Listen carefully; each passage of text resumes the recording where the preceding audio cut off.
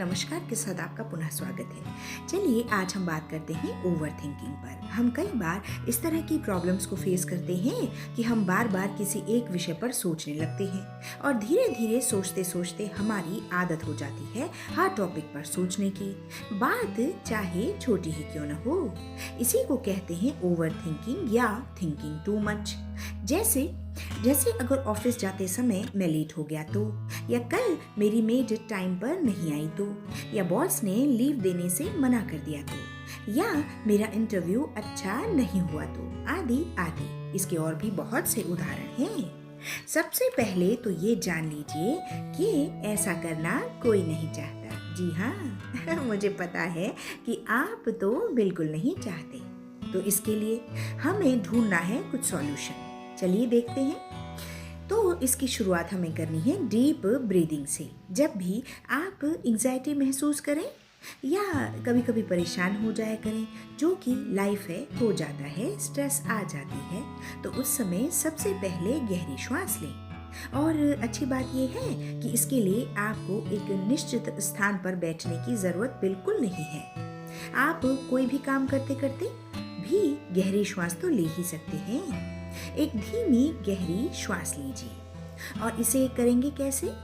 श्वास लेते समय 4 तक गिनिए और धीरे धीरे श्वास छोड़िए और 8 तक गिनिए। यानी आपको 8 तक गिनते हुए श्वास छोड़नी है। लैपटॉप पर काम करते समय या किचन प्लेटफॉर्म पर काम करते समय कहीं भी ये आसानी से किया जा सकता है। आपने इससे अपना सिस्टम स्लो कर लिया होता है और ये स्लो होते ही आपके माइंड ने काम होना स्टार्ट कर दिया होता है।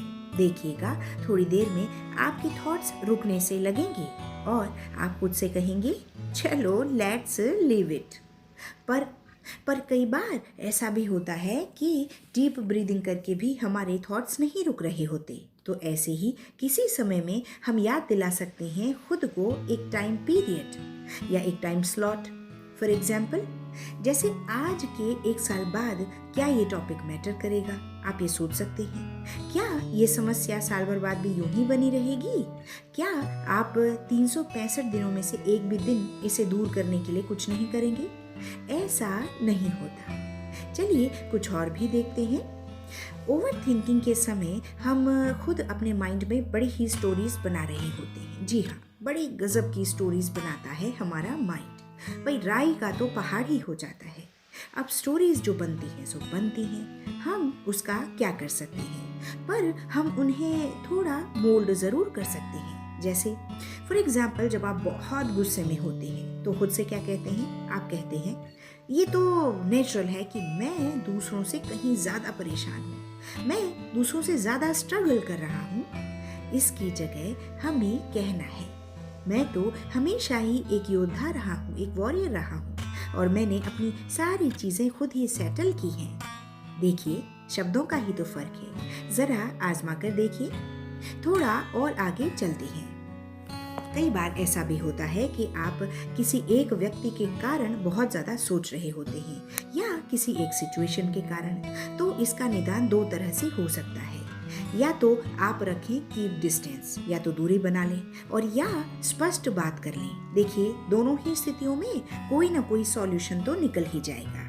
एक और तरीका है, वो ये है कि जब भी साथ ही आपको सारे थॉट्स एक साथ घेरें, तब आपके माइंड में आपको फोकस करना है एक वर्ड पर। आपको कहना है नाउ, यानी एट प्रेजेंट पर। आप खुद से कहें थिंक नाउ।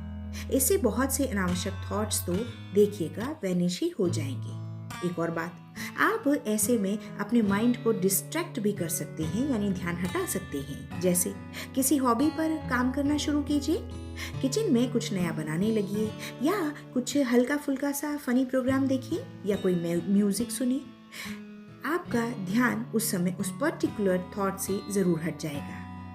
और एक और बात, आप इसे याद रखें कि ओवर थिंकिंग के लिए सबसे इफेक्टिव टूल है मेडिटेशन। जी हाँ, मेडिटेशन। आजकल आप चारों तरफ सुन रहे हैं योगा और मेडिटेशन के बारे में।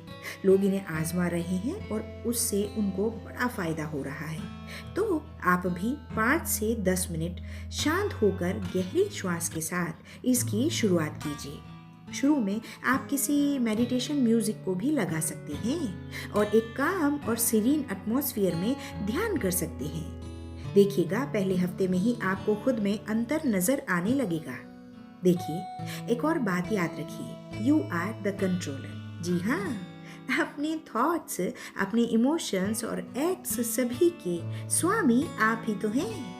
जब तक आप ना चाहें आपको कुछ भी परेशान नहीं कर सकता।